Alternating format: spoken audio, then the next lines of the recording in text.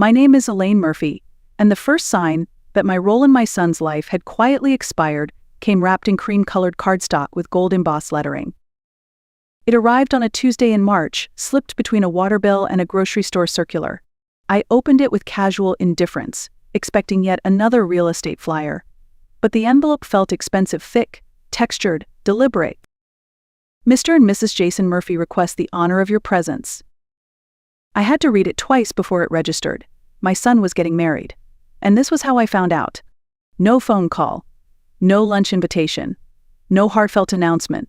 Just a formal, printed card like I was a distant relative they barely remembered but couldn't leave off the list. I stood in my kitchen, the invitation resting beside a stack of overdue bills. Jason was 28 now. He lived in a downtown high-rise condo with floor-to-ceiling windows and valet parking. I'd seen it once, briefly. He worked in tech and made more in a month than I did in 6 working insurance claims from a cubicle that smelled like old carpet. Barbara, his fiancée, was polished and poised. I'd met her only twice, once at brunch, once at Christmas. She looked around my apartment like she was afraid to touch anything, like poverty might rub off. The wedding was scheduled for June 15th at the Magnolia Hill Country Club. Black tie optional, it said in small print. I didn't own anything that qualified. My best dress was navy blue, 5 years old, and bought from the clearance rack for Jason's college graduation. Still, I held the card gently. My fingers traced the gold lettering, heart wavering between pride and rejection. I was invited, technically, but I had never felt more like a stranger in my son's life. That evening, I called Jason. He answered on the 3rd ring. "Hey, Mom," he said, voice distant, distracted like always. I imagined him scrolling through emails or finishing a text while I spoke. "I got the invitation," I said, trying to sound cheerful. "Oh, good," he replied, no warmth, just acknowledgement. "Congratulations, honey? Barbara seems lovely." A pause. "Yeah, she is. Listen about the wedding." "I'd love to help," I interrupted, already standing near my kitchen table with a pen in hand. "I know planning a wedding can be overwhelming. Maybe I can help with the flowers or tasting the cake." "Mom, stop." His tone was sharper now. "It's all taken care of. Barbara's parents are handling everything." "I wasn't talking about money, Jason. I meant being part of it. A mother-son dance. Helping you pick the boutonnieres. You know, being involved." "We've already picked all of that," he said, sighing. "Look, just show up. Okay? Wear something nice, but not, too conservative. Barbara's family is kind of traditional." "Something nice, but not to me." "I understand," I said, keeping my voice steady though the familiar ache was rising in my chest. "I wouldn't want to embarrass anyone." "It's not about embarrassment," he muttered, then added quickly, "Never mind. I've got to go. Barbara's making dinner." The call ended, leaving only the soft hum of my refrigerator and the silent weight of disappointment. I stared at the phone in my hand and then at the invitation still lying on the table. The words "black tie optional" gleamed under the kitchen light. Optional perhaps, but so was I. After that call, I made a decision. If I was going to be an outsider at my own son's wedding, I would still show up with my head held high. For the next 3 months, I saved every dollar I could. I skipped meals, walked to work instead of taking the bus, and canceled my cable subscription. I clipped coupons with precision, counted every penny, and said no to every small indulgence. By May, I had scraped together enough to buy a new dress. Not just any dress, one that made me feel like I belonged in a room full of country club members and designer labels. I chose a deep emerald green gown, simple but elegant, from a department store I'd never dared to enter before. It cost more than I'd spent on myself in years. I bought matching shoes, low heels, silver accents. I had my graying hair professionally styled for the first time in over a decade. The stylist added soft curls and subtle highlights, and when she turned me toward the mirror, I hardly recognized myself. For a moment, I let myself imagine the way Jason might look at me. Maybe there'd be a flicker of surprise. Maybe he'd tell me I looked beautiful. Maybe he'd introduce me to his in-laws with a glint of pride. That morning, standing in front of my bathroom mirror, I touched the neckline of my dress and breathed deeply. The woman staring back wasn't just someone's mother. She was dignified, present, whole. No matter what happened that day, I was going to walk into that wedding knowing I had done everything I could. Not for Jason. For me. Because sometimes dignity is the only gift you can still give yourself when others have forgotten your worth. The country club was exactly what I imagined: pristine grounds, manicured lawns, a shimmering lake in the distance. Luxury cars lined the circular drive, BMWs, Mercedes, even a few Teslas.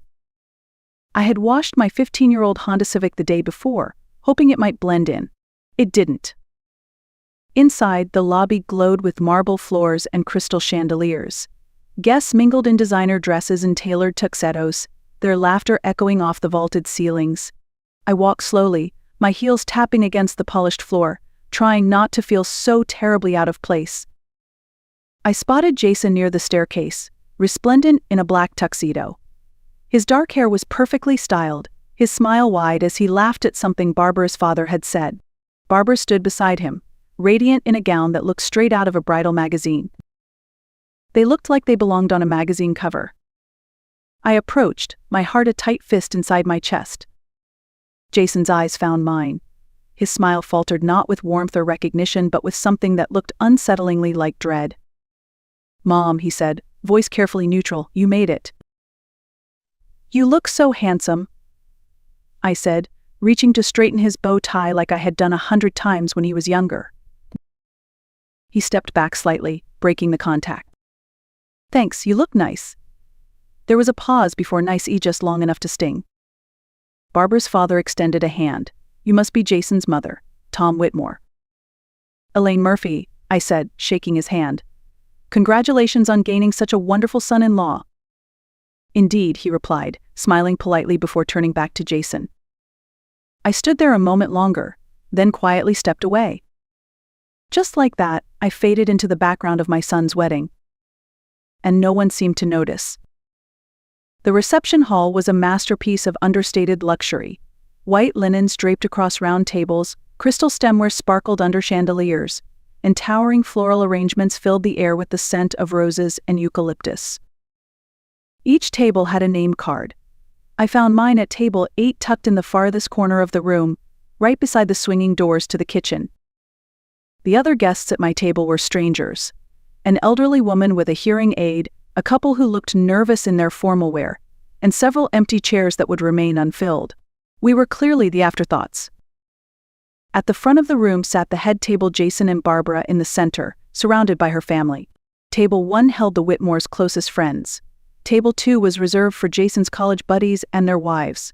Table 3, Barbara's sorority sisters. It was a diagram of proximity to importance. I sat down quietly and tried not to feel humiliated. A woman in her 60s approached, looking around uncertainly. "Are you Jason's mother?" she asked with a gentle smile. "I'm Margaret, Barbara's great aunt. Would you mind if I sat with you? I don't know anyone else here." "Of course," I said, relieved to see a friendly face. She sat beside me and leaned in. "All this is very beautiful, but not really my world. You know?" "I do," I said, smiling faintly. "But it's Jason's special day. That's what matters." As the cocktail hour dragged on, I watched Jason work the room like a seasoned politician. He shook hands, shared laughter, posed for photos, making time for everyone. Except me. I told myself he'd come over soon, that he was just caught up in the moment, that I was saving the best for last. But as each minute passed, a hollow feeling opened up inside me, slow and wide and familiar. The same old ache of being forgotten by the one person you loved the most. Dinner began with practiced elegance. Waiters in crisp uniforms moved like clockwork, serving the head table first, then working their way through the hierarchy of tables 1 through 7. At our table, we waited patiently. Margaret received her plate first, lukewarm, but edible. Then came the elderly woman's, followed by the nervous couple. And then nothing. A young server approached me flustered. "I'm so sorry, ma'am. There was a mix-up in the kitchen. Your meal will be out in just a few minutes." 20 minutes passed, then 30. Around us, the other guests were finishing their meals, raising glasses, and laughing at inside jokes. I sat quietly in front of an empty place setting, stomach growling, pride shrinking by the minute. Eventually, a different server brought my plate. The salmon was cold, the asparagus limp. The potatoes looked like they had been scraped off someone else's plate and left under a heat lamp. Margaret glanced at it and whispered, "That's inexcusable." But I smiled and said, "It's fine. I'm just happy to be here." That was a lie, but one I'd grown used to telling. I was halfway through the cold salmon when I heard Jason's voice echo across the room. He stood, preparing for his thank you speech. But before addressing the guests, he leaned toward Barbara, just loud enough for nearby tables to hear. "Did you see? They finally brought my mom her food," he said with a smirk. "She's used to eating what life leaves behind. She won't mind." Barbara laughed high and brittle. A few others joined in, following her lead. I set down my fork. My hands were steady, though something inside me cracked wide open. Margaret looked horrified. "Did he just?" "I'm fine," I said again. But the words felt like ashes in my mouth. Because that joke was the truth. At least the truth of how he saw me. After dinner, the lights dimmed and the music swelled. Jason and Barbara stepped onto the dance floor for their first dance, gliding together like a picture-perfect couple in a movie scene. I watched from my corner, smiling politely, my hands folded in my lap. My dress, my hair, my shoes all chosen with care for a moment I thought would matter. Then came the parent dances. Barbara's father, Tom, twirled her with ease, his movements polished and proud. Barbara's mother took Jason's hand next, swaying with him slowly, sentimentally. I waited. Surely my son would come find me. Surely he hadn't forgotten. I'd imagined this moment so many times. I had even practiced a few steps in my small apartment, dancing slowly with no partner, letting the old music from my phone fill the silence. But as the evening wore on, more family joined in. Cousins, uncles, friends, all spinning and laughing under the golden lights. Jason never looked my way. No hand extended, no nod in my direction, no mother-son dance. He was too busy, too celebrated, too wrapped up in the life he had built, one where I existed only on the margins. And I finally understood. I wasn't invited to participate. I was only invited to witness, quietly, from the shadows. Margaret leaned over and whispered, "Are you all right, dear?" I looked at the laughter, the swirling gowns, the man who used to be my little boy, now dancing through a life that had no room for me. For the first time all evening, I felt entirely clear. "I'm perfect," I said. And for once, I meant it. I stood, smoothed my emerald dress one last time, and walked toward the exit. No one noticed me leave. Not Jason. Not Barbara. Not a single soul. Back home, the silence felt different, like something had finally settled. I hung my emerald dress in the back of the closet, changed into jeans and a t-shirt, then sat at the kitchen table with my laptop. And I began to write. Not in anger, not in grief, but with a clarity I had never known before. Jason, I'm writing this while your wedding is still fresh in my mind, though I suspect the parts I remember will be different from what you'll choose to keep. Your comment last night, about me being used to eating what life leaves behind, wasn't just cruel. It was honest. And that honesty gave me something I didn't expect: perspective. You're right, Jason. I have spent years accepting leftovers. Leftover time, leftover attention, leftover respect. I taught you without meaning to that it was acceptable to treat me as second best. I accepted scraps and called it love. But not anymore? Effective immediately, I'm ending all financial support. That includes the $500 monthly deposits you thought came from a trust fund. There is no trust fund. That was me working overtime, skipping meals, delaying my own life so you could build yours. I'm also canceling the credit card I opened in your name, which you've used for car repairs, flights, and vacations. And I am selling the house, the one you assumed would someday be yours. It's worth approximately $340,000 in today's market. I'll be using that money to travel, to rest, to live. You once asked why I never remarried. The truth is, I was too busy being your mother to be anything else. I poured everything I had into raising you, thinking someday you'd love me not just as a provider but as a person. I was wrong. This isn't a punishment. This isn't revenge. This is me finally choosing to matter to myself. I hope your marriage brings you joy. I hope one day you understand the difference between being loved and being respected. You'll always be my son. but I will no longer be your safety net. Mom. I read the email 3 times before hitting send at 3:47 a.m. No dramatic punctuation. No hidden messages, just the truth. By noon, Jason replied, "Mom, what the hell is this? Are you having some kind of breakdown? I think you misunderstood what happened at the wedding. It was just a joke. Everyone was laughing, not just at you. You're being way too sensitive. Can we talk like adults? Selling the house is insane. That's my inheritance you're talking about." Dad would roll over in his grave. "Barbara thinks you might be having some midlife crisis. She knows a therapist who specializes in women your age. Let's talk on Sunday. I'll come over." I didn't reply. By Friday, I had changed my phone number. Saturday brought a second email, shorter and sharper. "Mom, I've been calling for 2 days. Pick up your phone. We need to talk about this house before you do something stupid. I talked to a lawyer. You can't just cut me out of my inheritance. Call me back." I forwarded that one to my realtor with a short note. "Please expedite the listing process." By Tuesday morning, the house was on the market. By Thursday, we had 2 offers. I accepted the higher one, $15,000 over asking price, cash, 30-day close. Sunday came Jason's final message. "You win. Whatever point you're trying to make, congratulations. You've ruined our relationship and embarrassed me in front of Barbara's family. I hope it was worth it. Don't contact me again." I printed it and placed it in a folder labeled evidence, not for court, for memory. The closing was scheduled for July 20th. I put down deposits on a furnished apartment in Savannah and a month-long bed and breakfast in Vermont for the fall. For the first time in 30 years, I was making plans that didn't revolve around Jason's schedule, his needs, or his approval. The woman who raised him had done her job. And she was finally free to do something else. To live. Savannah was warm when I arrived, not just in temperature, but in spirit. I rented a small apartment 4 blocks from the river, on a quiet street where people still nodded hello. It wasn't glamorous, but it was mine.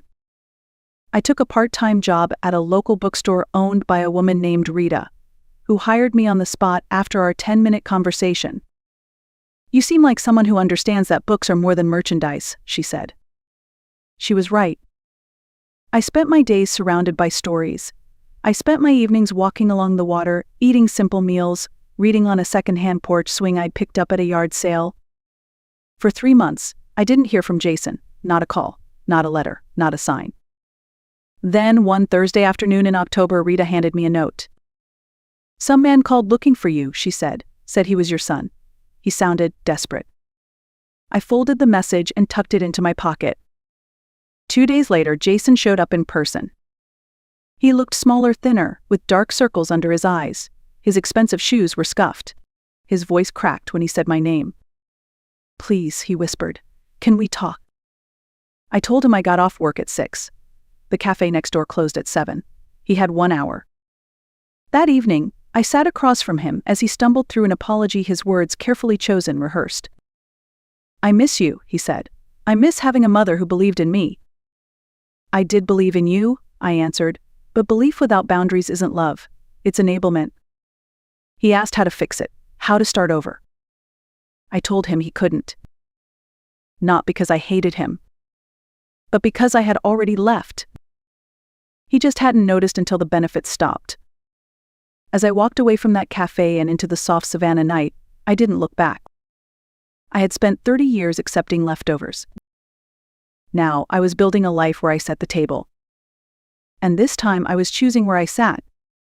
If this story moved you, if it reminded you of the silent sacrifices so many make in the name of love, then let's talk about it. Have you ever given so much of yourself that there was nothing left for you? Elaine's journey wasn't about revenge and anger. It was about reclaiming dignity. About finally saying enough. If you believe in boundaries, in second chances for yourself, not for those who used you, then like this video, share it with someone who needs it, and leave a comment below. Because sometimes the most powerful revenge is simply choosing yourself.